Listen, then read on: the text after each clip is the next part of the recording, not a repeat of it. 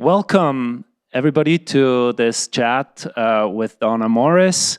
It's a great pleasure to welcome Donna to this. So she's the Executive Vice President and Chief People Officer at Walmart and also a member of the Executive Committee of Walmart. She has been at Walmart since 2020, and before she was 17 years at Adobe, multiple functions, but at the end she was the CHRO at Adobe. She's Canadian by birth. I learned she's now also American, but she still was in favor of Canada winning the hockey game. That happened the other day. So she has a degree in political science and many certificates on, HR, as you would imagine, is on boards for a nonprofit.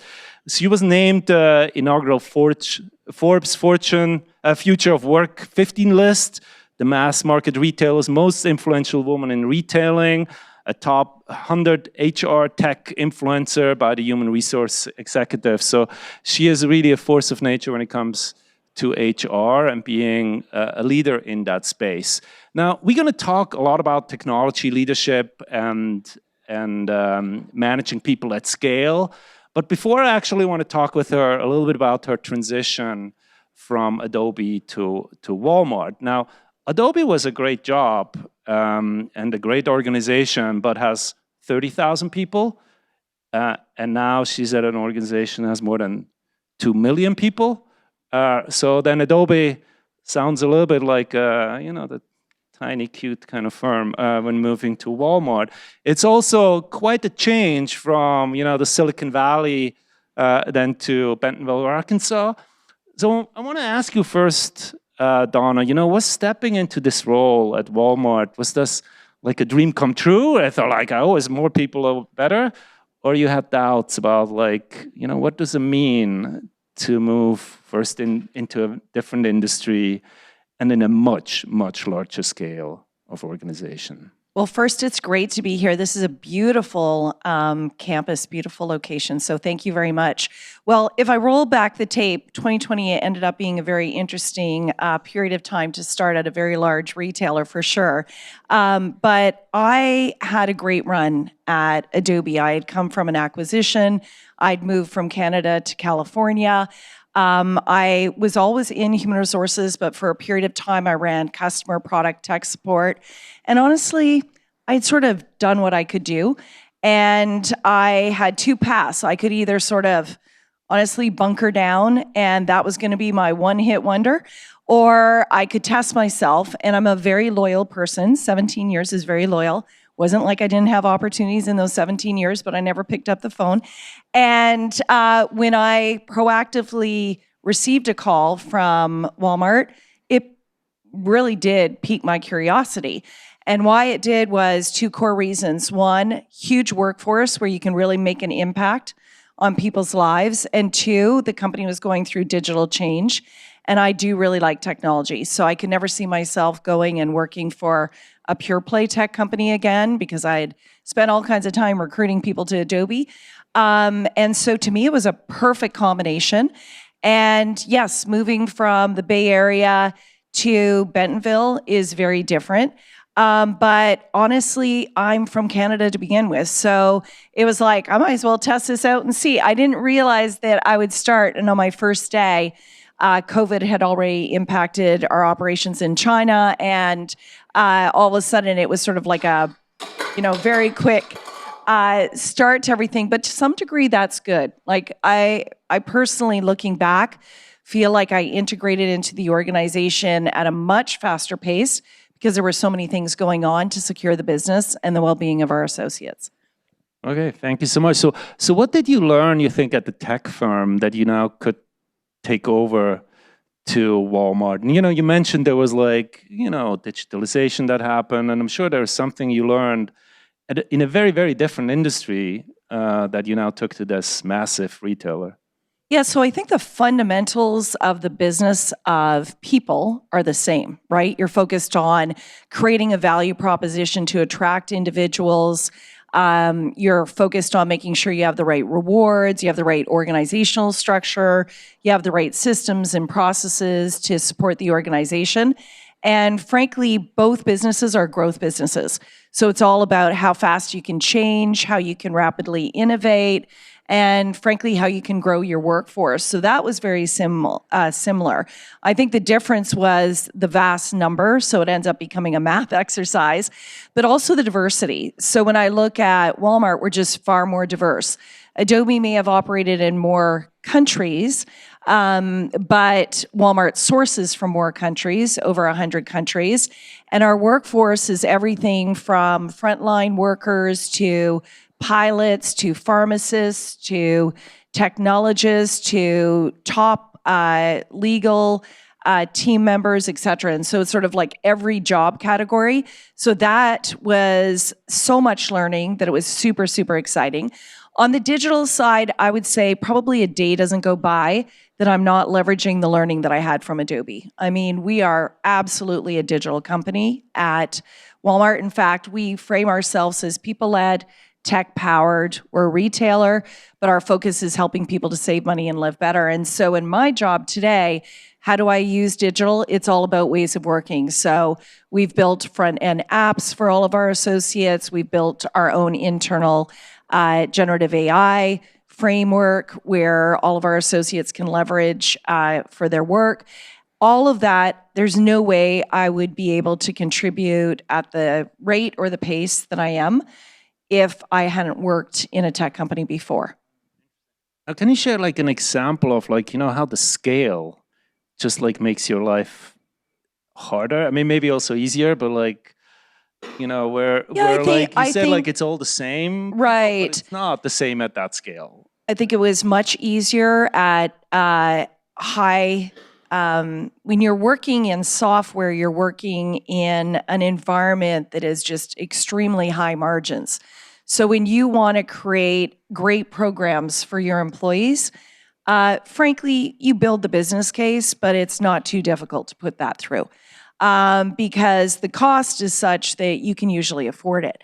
When you do the math of an investment and you have to multiply it by 1.6 million associates here in the US or 2.1, it becomes a very expensive value proposition. And so doing things like implementing fertility benefits or family building benefits, which we've done at Walmart, very different math than the math of doing that at Adobe. And so I guess what I would say is building the business case for investments comes at a much higher degree of requirement to really think through the ROI when you're dealing at scale than when you're in a different environment with a different margin profile and a different investment profile. And so, like all of you taking business, it just actually means you have to have a different business case based on the size and the scale that we have. And I'd say the other big change is to drive any change, communication becomes even more important. It's always important. Change is dependent upon communication, but doing that at scale is something that requires more effort. Interesting. Yeah. So if you think about turning to technology a little more, and I want to spend most of the time talking now about how technology in general and AI in particular kind of affects your job and also how the people operation at Walmart is run. So, we hear a lot about AI and how that helps and doesn't, replacement versus augmentation. So, and obviously there are opportunities within Walmart, but also challenges when it's at such large scale. So let's talk about the opportunities first. So how do you see kind of AI in general, maybe generative AI in particular, helping you? Like Mia, like my assistant being one that you championed and implemented. So let's talk more first about like how does that help? How does it affect the experience? But also maybe the number of people, should we be afraid that like less people are working at Walmart in the future or not? Well, let me sort of bifurcate the workforce because I think let me get specific about generative AI versus overall AI because AI has been in use, as we all know, for decades. But generative AI is more specific, and I think generative AI, frankly, is more specific to those that are in, I'll call them campus jobs. So think of those as office jobs versus our front line. If I look at the front line, and then I'll talk about our applications. If I look at the front line, generative AI today is not actually as applicable to how they're working, with one big exception, and that's that we've been able to actually, within our app that we built, and I'll talk a little bit about our app, but we've been able to launch very quickly translation capabilities, so that if I'm a frontline associate working in Miami and my primary language is Spanish, but somebody comes up to me and is speaking to me in Russian, I'm able to actually leverage the platform to real-time translate so that I can help the needs of that customer. And so translation and real-time use and application in the flow of work for our frontline is something that we're actively focused upon, and I'll speak more. I think for all of us that are pursuing campus office or professional, or you could have said in the past, white collar work, that is where the disruption is happening. And if I had to sort of draw a pyramid, I actually think the top of the pyramid are technology jobs. Nobody wants to say it, but that is the truth. My optimist would say it's going to democratize technology, so all of us will have the ability to have an agent, so that each of us can frankly lean into our own capabilities further than we have before. So I do not see this as a doomsday situation. I see this as, why wouldn't all of us need to have, or have the ability to have, somebody that's going to allow me to be more productive and be able to optimize my time so that I'm actually working on the highest value proposition area, or the area that I have the greatest strengths. And so the way we're thinking of it for our campus workforce is, probably 18 months ago, we built within a framework that we have. So we've built our own app. We did this a number of years ago. It's called MEAT.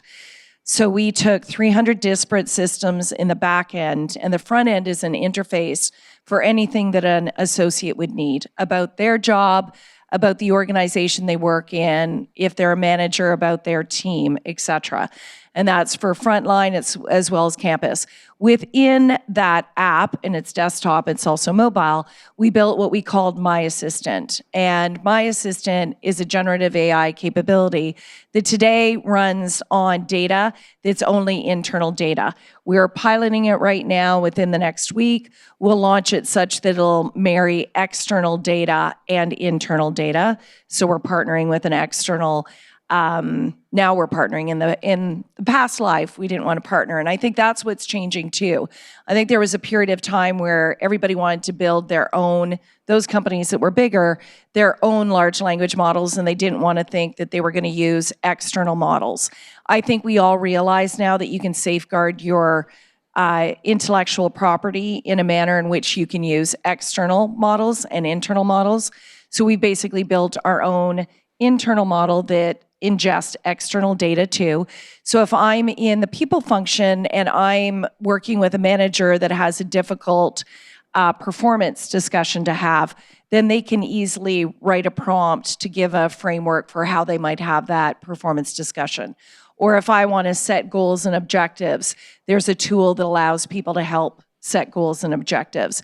If I want information real time on a location I'm going to, and the best performing stores in that respective area, why they're the top performing stores and locations, I can go into My Assistant and do that, but it'll be all generated off of the security of my job. So I guess the very long answer is, I think in the very, very near future, all of us will have not just assistants, but agents that will help us advance our work in each of the respective areas that are functional areas in the business. Do you expect that will affect the number of people you have, or it just makes you better in your job? I think over time it's going to be a combination. To sit here and to say that it's not going to reshape jobs would be naive. It's already reshaping jobs, because I think it's headcount avoidance in some areas where you're saying, if I can optimize the performance, I might not need as many individuals. And so as individuals churn or leave or go into another role, I'm going to avoid adding that headcount, and I'm going to actually optimize and leverage technology. I think there will be other areas whereby jobs will be reshaped. It's not clear to me right now that jobs will actually fully go away. I think it'll just be a change in the ratio of how many jobs you need versus jobs plus technology to advance the work that you have. Interesting. So what did you learn in the implementation of the, like, it's just adding a tool is probably not doing enough. So you have to both on the technological, the data side, but also then on the human side, how do you implement it? How do you convince everybody to use it? So what did you learn in that massive, as everything is in Walmart, if you do a massive transformation? I think it's the same as any change effort. And so for all of you who want leaders, I think one, you have to have a clear strategy, and so people really understand where it is that you're going. Two is you have to always communicate. I mean, if anything, I think people get bored of communicating. What was really important for us was to actually do road shows by function, because how each function uses our overall tool that we're using internally, My Assistant, is different. So having a finance session or finance boot camps is different than a people boot camp, than a communications boot camp, than the legal boot camp or real estate, et cetera. So a big aspect of change was actually teaching people how they might actually leverage it for their specific function or area. And then it's competition often helps. We're a very competitive company. We compete clearly with a very big competitor. And so what we tend to do is actually look at it as a competitive situation. And so people can get their own scorecard weekly so that you can see how much are you using the tool relative to people who are in your function and or in similar jobs. We share that data so people can see. We share data across functions, across segments, and then we're all like, okay, let's outcompete the other segment or function in terms of how much we're leveraging it. And then what I would say is we share a lot of actual use cases. And so people actually talk about what it is that they're using the tool for and how it's changing their work. And that way people aren't afraid of it. I think the big reason why people don't engage is because they wonder what is going to happen to my job. What does this really mean to me? So the more that they either see leaders actually leveraging or they see peers leveraging, the better. We have one of our leaders who starts every meeting with actually asking a question that they're asking for everybody to leverage Gen AI to answer. And they'll use internal tools, they'll use external tools, but deliberately it's because use that together with what you're doing. And I'd have to say, if I look at Doug, who's our overall CEO, he is probably one of the best examples of, he'll now write a document and he'll either put like only written by me or he'll put written with me and Gen AI. Like he's proud of the fact that he's leveraging, which I think is really good.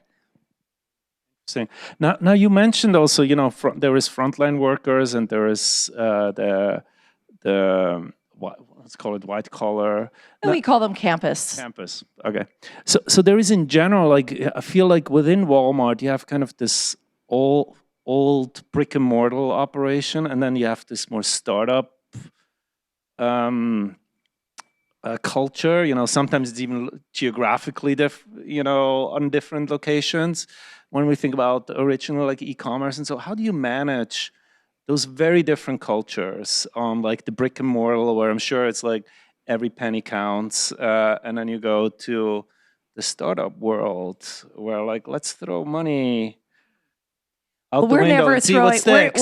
We're never throwing money on that. And so a few things that are perhaps unique to Walmart. So one, we're 63 years old, so we've been around for quite a while. Two, we have core values that are as important today as they were when the company was founded. Therefore, we act with integrity, we strive for excellence, we're all about service, and we definitely are focused on respect for the individual. That's really core. So those are our four. Our purpose of helping people save money to live better is core. It doesn't matter what job you're in. And frankly, we don't bifurcate the workforce. All of us work for our front line. So the way we look at it is the most important person is the customer or the member. And the person that is closest to the customer and member is actually the frontline associate. So all the rest of us are in service to, frankly, the frontline associate that is working for the respective customer or member. And what that means is some people will choose not to work for Walmart, and that's perfectly fine. And we want to attract a workforce that's really core to service, and that means we actually are very frugal. We just built a beautiful new campus, which is over 300 acres. It worries our CEO every day because we are in 40-year-old warehouse buildings today. And when you go to our office in Hoboken, it does look like an office in, this area should look like. Or if you go to our office in Sunnyvale, it looks like a tech office. And our new campus looks better than both of those locations. And that worries all of us because we want to make sure that people don't change our essence of really making sure that we're saving money so that people can live better. And so that's very, very important. So all of our technology, all of our innovation, and we definitely do a lot of experimentation, we just fail very fast. So our view is if something doesn't work, get out of it. And we've done that in a number of different cases, and I'm happy to share. We ran health clinics, and we really wanted to bring healthcare to underserved communities. We realized we could not afford to be in that business. And it was very difficult to find doctors, practitioners, and we looked at a number of strategies, including buying other companies, and we decided it wasn't going to work, so we got out. There were some countries we operated in, and we operated in those countries, and it was challenging. And so we decided we'd get out. And so we're not afraid to make those changes. Similarly, there's other areas where we've really leaned into. In India, we've got 2 companies, Flipkart and PhonePe. Both of them will become public companies in the not so distant future. That's all in the public domain. And we're excited about the prospects. So our business is multidimensional. Yes, we're a brick and mortar retailer, but we're also an online retailer. We're a digital advertising business. Our Hoboken office is primarily digital advertising. It's one of the fastest growing areas of our business. We're a data business. That's very fast growing. We're a payment business in the case of PhonePe, which is in India. In our Walmex business, which is a publicly traded company in Mexico, we're a digital business, we're a payment business, we're also a telephone business. So we're diversified. I just think people think of us as a big box retailer, and we're proud of that too. Perfect. Let me double click a little bit and push back on, organizations have trouble sometimes when they do both what in academic speak, like they exploit an advantage, they get better and better in what they're doing, and explore, where should we do and innovate? And it's hard to have both cultures in the same organization because one is just optimizing everything you do, and the other one is just exploring. How do you manage that? Because you're in businesses where it's definitely about, squeezing out more margin out of the same business. Another is we don't know yet what the future is going to look like, and we explore. How do you manage those 2 cultures within the same organization? Yeah, so that's a great question. Some is org structure. So we're very deliberate in terms of what the organizational structure looks like and then who the leaders are. So our leaders look very different. So you're exactly right. A core Walmart leader who's been with us for 20 years likely is a merchant or they're an operator.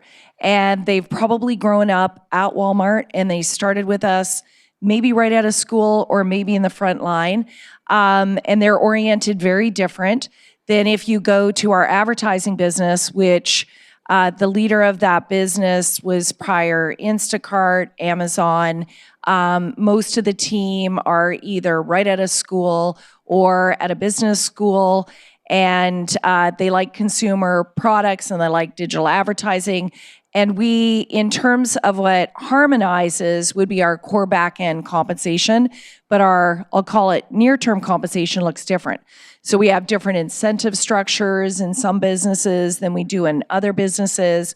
We definitely, in some of our businesses, even geographically try to ring fence them.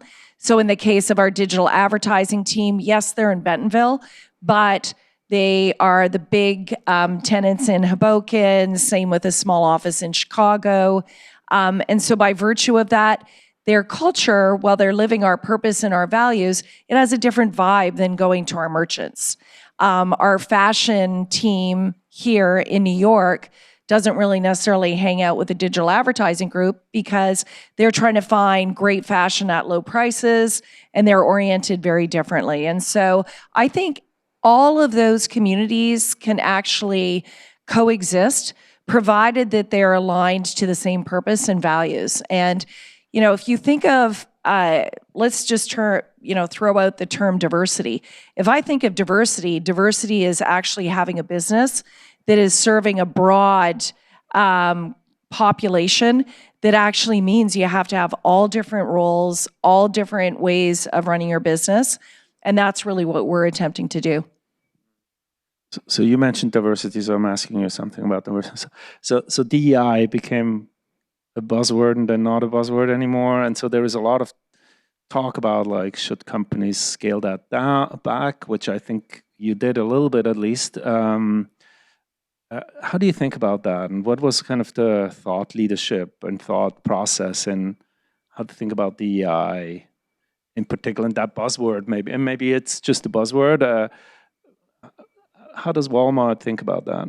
Yeah, let me start by saying we've always believed that respect for the individual is core. We've always believed that our workforce should look like our members and our customers, which is very, very diverse. We actually stopped using the term DE&I 2 years ago. So the headlines can write whatever they want to write in the headlines.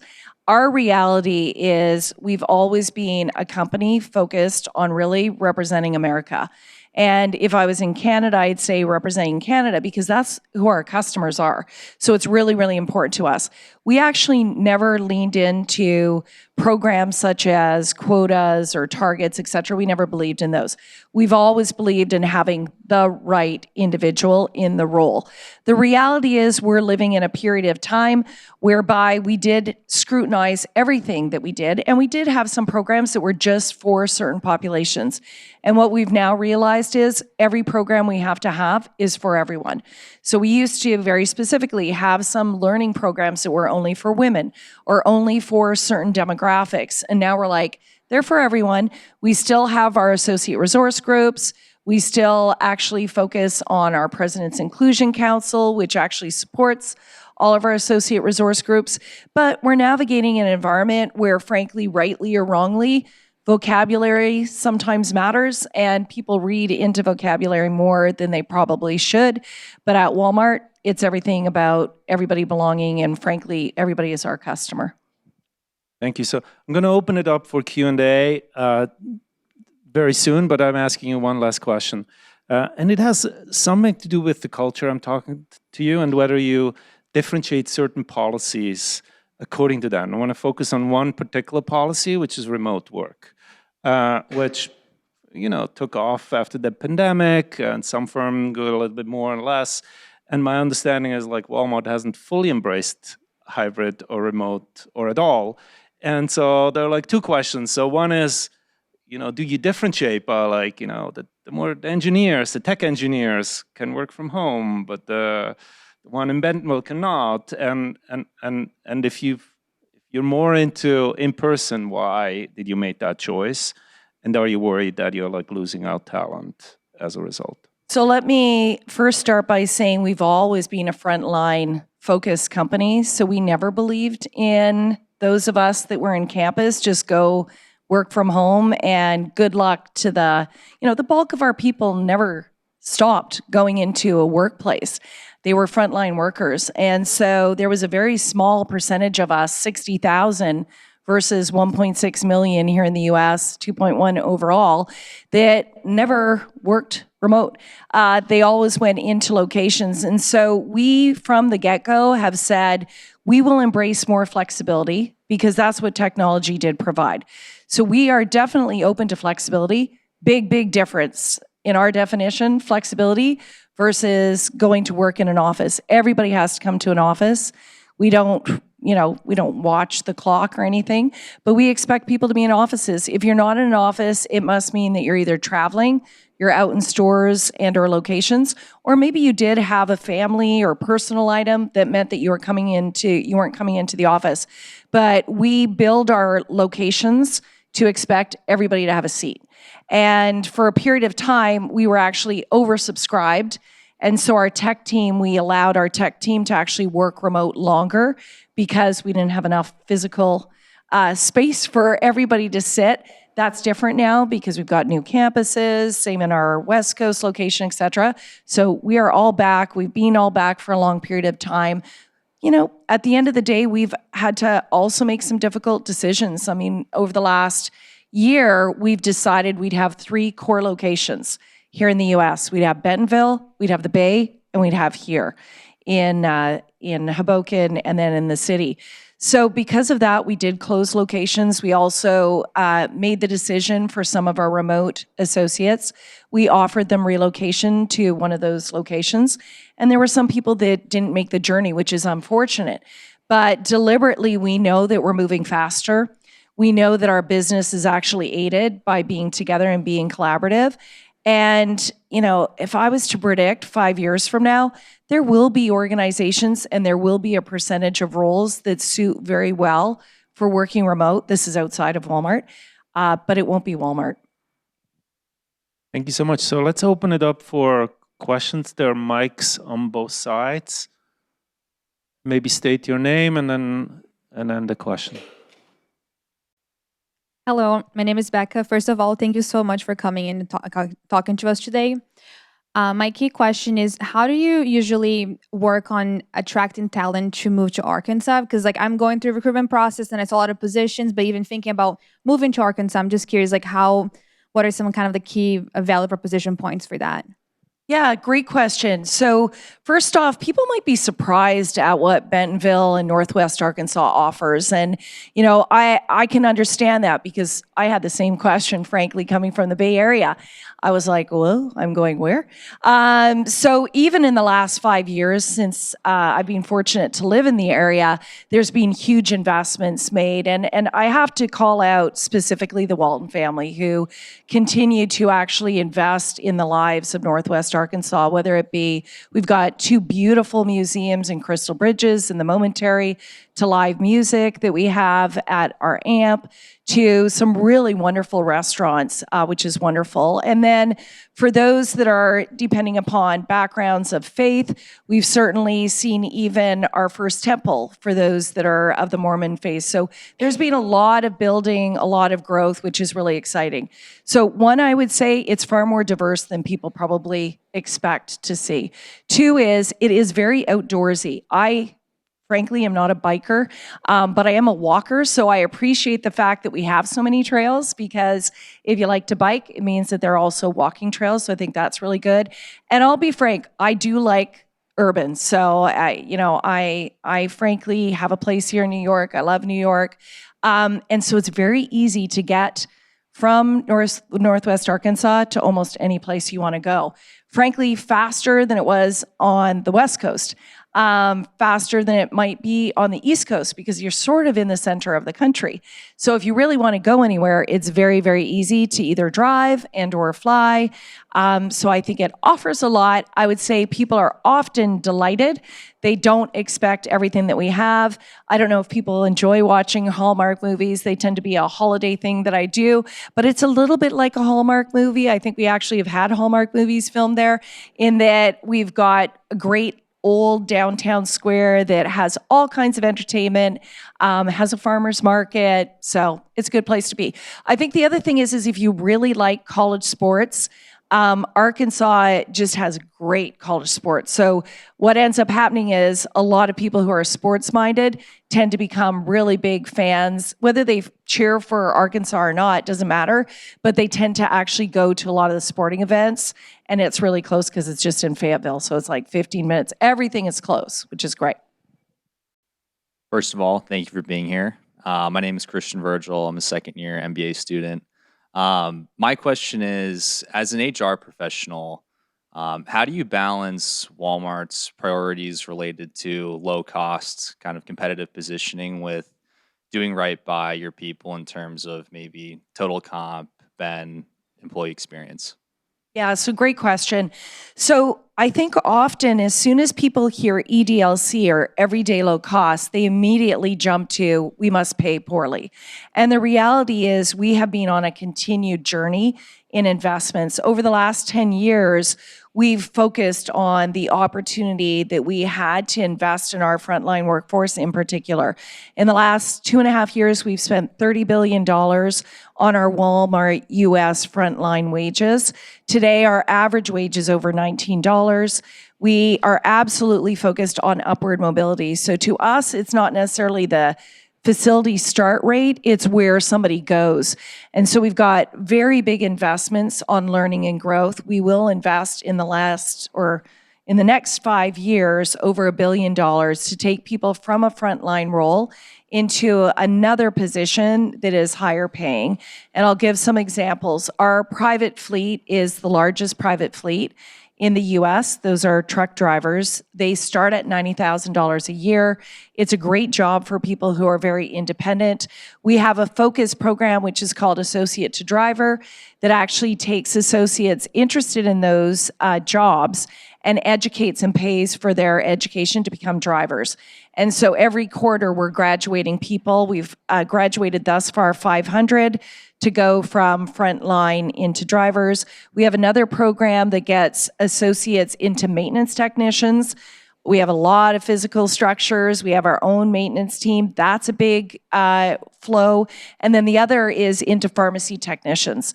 And so for us, the biggest message is it's a starting rate, it's not an ending rate. And so for us, the ending rate is where somebody's growth and development is, and our investments are really trying to get people to be upward mobile. I'd say the other thing is store managers. I think it was one of the highest read articles in one of the New York publications last year, and it was all about the wages for our store managers because people didn't realize they're big jobs. An average store is over $100 million a year. They usually employ 300 plus associates. And then in terms of earnings, often they can earn between $300,000 upwards to $500,000. I think their average bonuses this year are paying out at $135,000. So those are big, big jobs. And often people don't think of it. The key thing, 75% of those jobs are filled with someone who started at that hourly rate. So the 25% are external hires, individuals that we hire. So our core message is we've got to invest, and it has to be not only in wages, but a big, big focus is on growth. Thank you, Don. This has been really interesting. And just to follow up on the question before me, even if AI doesn't replace people, it will certainly disrupt traditional forms of work. And it's a great thing that Walmart is trying to increase the average wages of their people, enrich their jobs, but going even further, because the disruption will be sizable. And I think as a real thought leader in corporate America, what are things that Walmart can be doing and also maybe leading the way for the business world to not only find jobs for displaced workers, but to find enriched work? Because I think with an enriched job, people are not only more creative, but they're also happier, better citizens. So great question. I want to take that sort of two ways. One is we actually view that the disruption to our frontline workforce is going to be far lower than our campus workforce. And in fact, for our frontline workforce, supply chain automation, other changes and investments has continued to reshape what our frontline looks like. So 5 years ago when I started, we have the exact same number of individuals in our frontline today than we did 5 years ago. But our revenue, when I started 5 years ago, in terms of the business, was probably almost $200 billion lower than it is today. So that gives you an indication of how the jobs are changing. in the actual stores, our jobs have become very much omni jobs. So individuals who in the past might have just worked at the front of the store, today increasingly might be delivering, they might be doing curbside. We have our own associates with their own badge that actually do in-home delivery. Often that in-home delivery goes to individuals that might otherwise not be able to get out of the home. Think of somebody who might be elderly, might not be mobile, et cetera. And so one I would say is the aspect of humanity and empathy, we believe will only become more important. And for our frontline associates, because they're directly dealing with our customers and members, we're envisioning a future where we can directly see our frontline being even more engaged with customers in the future than they are today. So we're actually excited about that opportunity, and we'll continue to lean into it. Now, we'll certainly view that the passive opportunity are important. We started something with a number of other large employers a year ago called the Opportunity Summit. And that was all about identifying jobs and, frankly, skills, the transference of skills. All of you are fortunate you have degrees, but the vast majority of our workforce and the vast majority of the US labor force do not have degrees.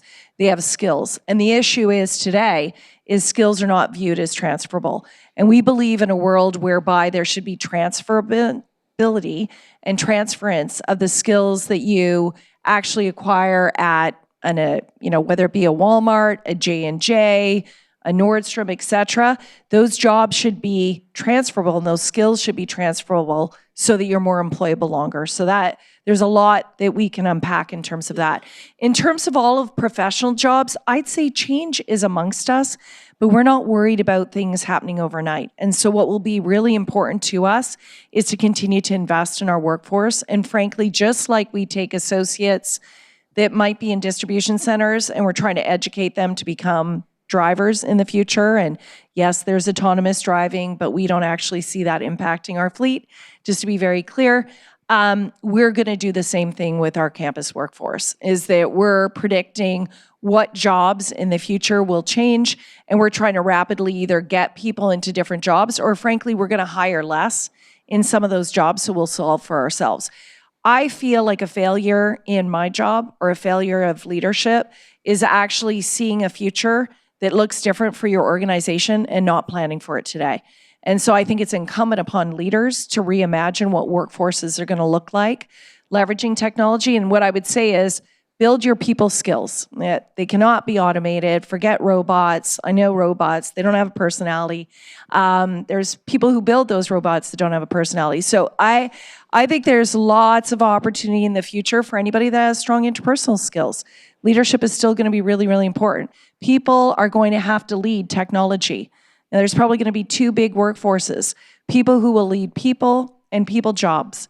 People who will lead technology, and those jobs will require people who have people skills too. Thank you a lot for your remarks. I have one question following up on the frugality principle that you mentioned. How do you ensure that this culture is like embedded in the day-to-day operations and decisions that your employees do at all levels of the organization? Are there any visible actions that leaders take to make sure that their employees are also like have this cost-conscious mindset? Oh, do you mean in terms of our culture and our purpose and how that unfolds in different countries? Yeah, and like the frugality principle in general, like how is frugality it principle? Yeah, and like, everyday low cost. And especially, how do you balance it with like the improved benefits, like the new building that you mentioned? So how does this? How do you actually think everyday low cost, but then you make investments?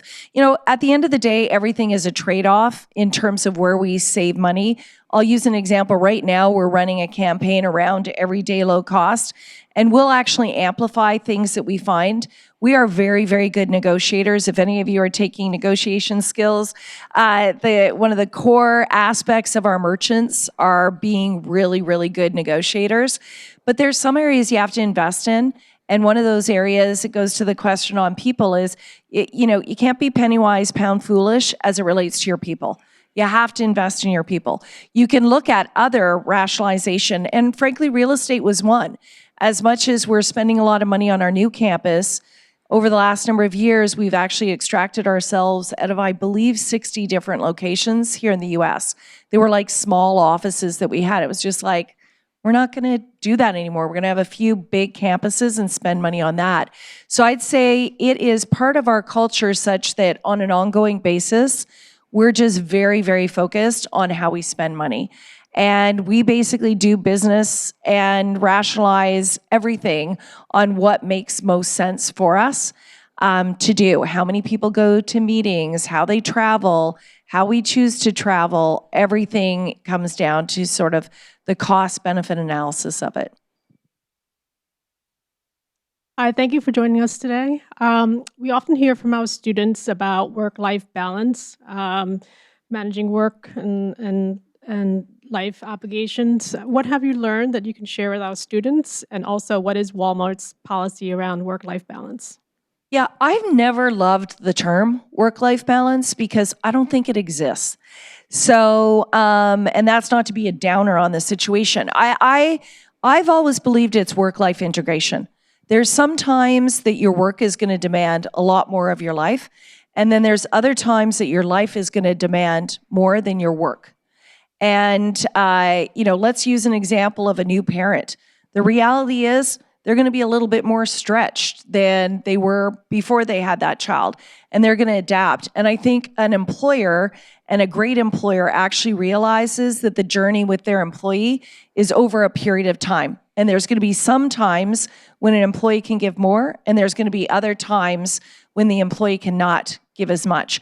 And I think for each of you, what you need to consider is what kind of a workplace is going to make me happy, that I can actually do my work such that if I'm doing more work, I see it as something that I truly enjoy. And that's sort of been my mantra in my life is I like what I do and I don't mind doing a lot of it. And if truth was really, told, and I'm somebody like what you see is what you get, probably making the move to Walmart was one of those, like, I've grinded it long enough at one spot, I can probably grind it somewhere else. And I think at some point in time, everybody has to make the decision of where they want to invest their energies. What is most important for all of you to make sure that you do is really invest in your well-being first. And I don't think any of us do that very well. But I think we live in a world that emotional health is super important and physical health is super important. And so put that all into the equation and make sure that you're calculating the right equation for what's really important in your life. Hi, my name is Aruna Lantari. Thank you so much to both of you for such an insightful conversation. Donna, I would like to know how you, if you can elaborate on how you use generative AI in your role at Walmart and outside of work. Thank you. Yeah, perfect. Thanks so much. So I'll give sort of two maybe examples. One, whenever I'm working on, say, a paper or profile, I want to learn anything about a person or a place or insights or information. My external tool of choice, I don't mind saying, is Perplexity. Like I prefer Perplexity, rightly or wrongly. So that is my external tool of choice. My internal tool of choice is my assistant. And how I might use it is I just went through everybody's performance reviews, and I had drafted them all up. I put everybody's performance reviews in it first. I basically wrote some prompts to say, like, give me their key highlights, and then I wrote my portion, and I was very honest with everybody in terms of like, hey, I use a summary. Some of my team members are not brief, and so it was good because I was able to summarize all of their great work that they did. And so summarizing documents, framing documents, being a thought partner would be the way I would use my assistant internally. Hear me? Yeah. Thanks a lot for taking time. I'm a first-year student here, Urval. I have one follow-up question with respect to your Bentonville campus strategy. I've been to Bentonville. I love the place. Your new campus is amazing. However, when your competitors are present in large cities across the states, have you ever felt that it is giving you a disadvantage when it comes to attracting talent, specifically in tech and business worlds? because Bentonville is a good community, but I can't be connected, very well connected to my business people who are going to be here in New York, Chicago, or in LA.